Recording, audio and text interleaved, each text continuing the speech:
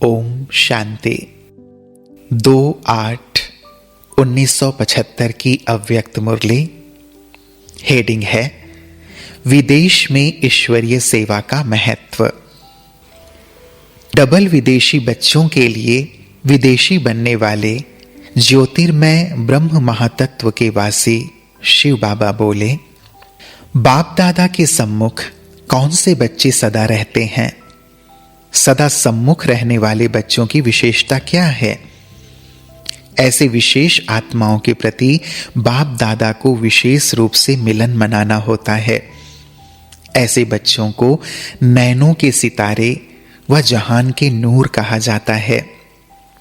जैसे स्थूल शरीर के अंदर सबसे विशेष और सदा आवश्यक अंग नयन है। नयन नहीं तो जहान नहीं। इसी प्रकार ऐसे बच्चे इतने विशेष गाए हुए हैं। ऐसे बच्चे सर्विसेबल होने के कारण विश्व के लिए व जहान के लिए नूर अर्थात प्रकाश व ज्योति के समान हैं। जैसे जान के लिए नयन आवश्यक है, वैसे ही जहान के लिए नूर आवश्यक है। अगर ऐसी आत्माएं निमित्त नहीं बने तो जहान जंगल बन जाता है, अर्थात जहान नहीं रहता। ऐसे सदा स्वयं को भी सितारा ही समझकर कर्म करते हैं। सितारा भी चमकता हुआ सितारा। ऐसे बच्चे ही बाप दादा के नैनों में समाये हुए अर्थात बाप की लगन में सदा मग्न रहने वाले हैं। साथ साथ उनके नैनों में भी सदा बाप दादा समाया हुआ रहता है। ऐसे नैनों के नूर सिवाय बाप के और कोई भी व्यक्ति व वस्तु को देखते हुए भी नहीं देखते। ऐसी स्थिति बनी है अथवा अब तक भी और कुछ दिखाई देता है? किसी में भी अंश मात्र कोई रस दिखाई देता है? असार संसार अनुभव होता है? यह सब मरे ही पड़े हैं, ऐसा बुद्धि द्वारा अनुभव होता है? मुर्दों से कोई प्राप्ति की इच्छा हो सकती है? क्या कोई संबंध की अनुभूति होती है?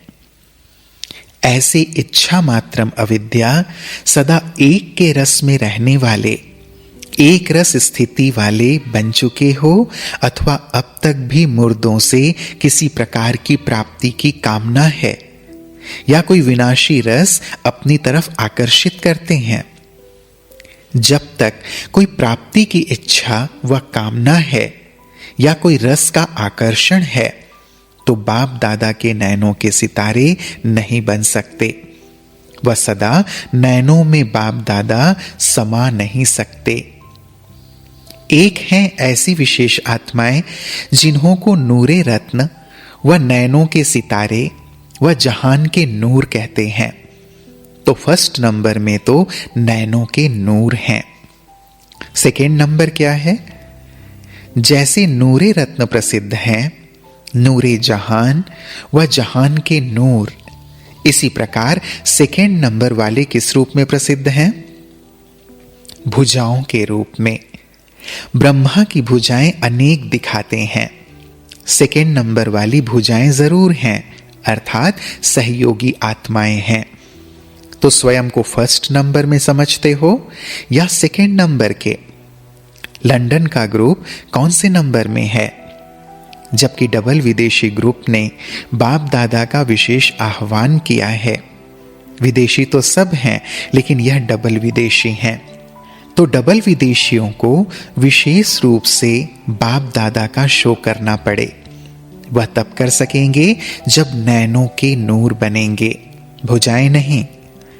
विदेशियों को सर्विस का नया प्लान बनाना चाहिए। जैसे भारत में निवास करने वाली सर्विसेबल आत्माएं नई नई इन्वेंशन निकालती हैं, ऐसे डबल विदेशियों ने क्या इन्वेंशन निकाली है? जैसे भारत में निकली हुई विदेश में भी करते हो, वैसे विदेश की इन्वेंशन फिर भारत में हो। जैसे प्रदर्शनी, फेयर, प्रोजेक्टर शो व गीता पाठशालाएं यह भारत में निवास करने वालों की इन्वेंशन है। ऐसे विदेशियों ने क्या इन्वेंशन की है? तो विदेशी भाई बहनों ने कहा मॉरिशस में प्राइम मिनिस्टर को बुलाया था। बाबा ने कहा किसी को बुलाना यह भी यहां से शुरू हुआ है, लेकिन उसको प्रैक्टिकल में वहां लाया है। भारत ने प्रैक्टिकल नहीं किया, यह तो ठीक है। जो कुछ किया है उसके लिए बाप दादा धन्यवाद कहते हैं, लेकिन वहां से कोई नई इन्वेंशन निकली है? विदेशियों को ऐसी कोई विहंग मार्ग की सर्विस इन्वेंशन विदेश के वातावरण प्रमाण निकालनी है जो थोड़े समय के अंदर विदेश में संदेश पहुंच जाए। टीवी व रेडियो में आप लोगों का आता है, वह तो वहां के लिए कॉमन बात है। जैसे आपका आता है वैसे औरों का भी आता है। इंडिया में यह बड़ी बात है, लेकिन यही बात कई स्थानों में कॉमन है। तो जितना पुरुषार्थ किया है, थोड़ी समय में हिम्मत, उमंग, उत्साह दिखलाते हुए सर्विस को आगे बढ़ाया है, उसके लिए बाप दादा लास्ट इज फास्ट का टाइटल तो देते ही हैं, लेकिन अब आपस में सब विदेशी मिलकर ऐसी नई इन्वेंशन निकालो जो विदेश में इतना फोर्स का आवाज हो जो वह भारतवासियों तक पहुंचे। विदेश की सर्विस का मूल फाउंडेशन ही यह है कि विदेश की आवाज द्वारा भारत के कुंभकर्ण जागेंगे। विदेश सर्विस की एम ऑब्जेक्ट यह है। विदेश का विदेश में दिखाया यह कोई बड़ी बात नहीं है।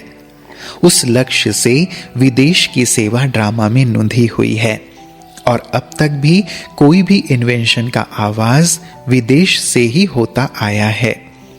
इन्वेंशन भारत की ही होती है, लेकिन भारतवासी भारत की इन्वेंशन को विदेशियों द्वारा ही मानते आए हैं।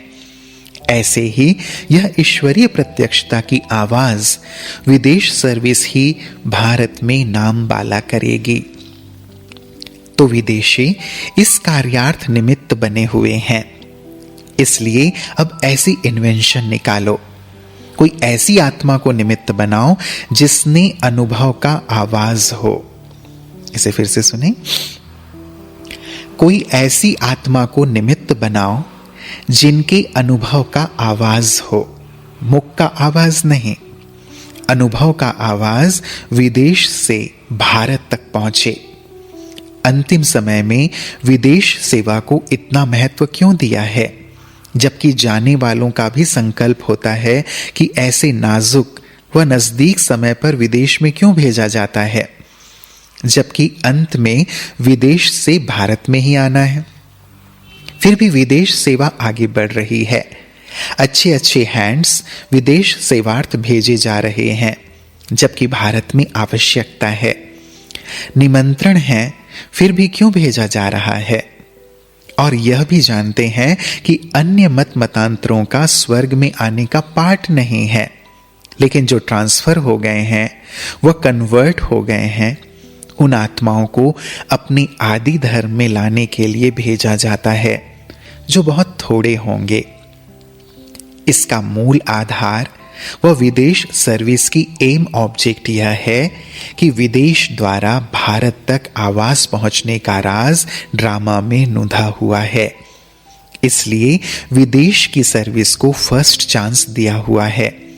बाकी गीता पाठशालाएं खोली व टीवी में बोला, वह कोई एम ऑब्जेक्ट नहीं, वह सब साधन है एम ऑब्जेक्ट तक पहुंचने का। समझा?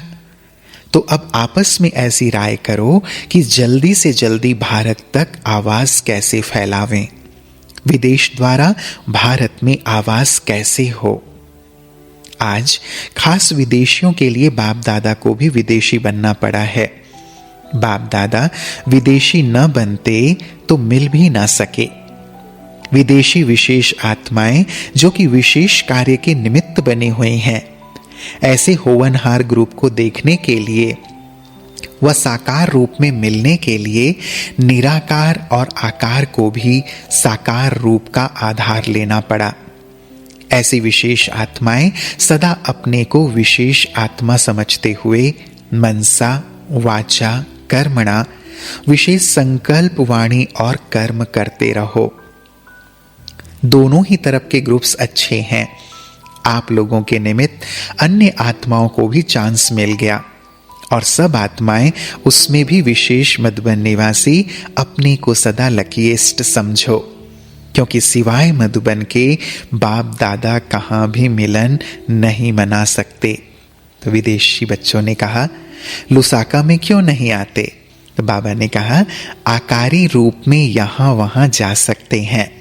जब जिसका समय आता है तो सर्कमस्टांसेस वह समय सहज और स्वतः ही वहाँ ले जाता है। अच्छा, स्वयं को और समय को जानने वाले, सदा सर्व रसों से न्यारे, एक रस में रहने वाले, बाप दादा को सदा नैनों में समाने वाले, बाप दादा के नैनों के सितारे, सदा स्वयं को ज्योति स्वरूप सितारा समझकर चलने वाले, न्यारी और प्यारी आत्माओं और सर्वश्रेष्ठ आत्माओं के साथ साथ विशेष डबल विदेशी आत्माओं को बाप दादा का याद, प्यार और नमस्ते। हम बच्चों का भी प्राणेश्वर बाप दादा को याद, प्यार और नमस्ते, नमस्ते, नमस्ते। शुक्रिया बाबा, शुक्रिया। ओम शांति।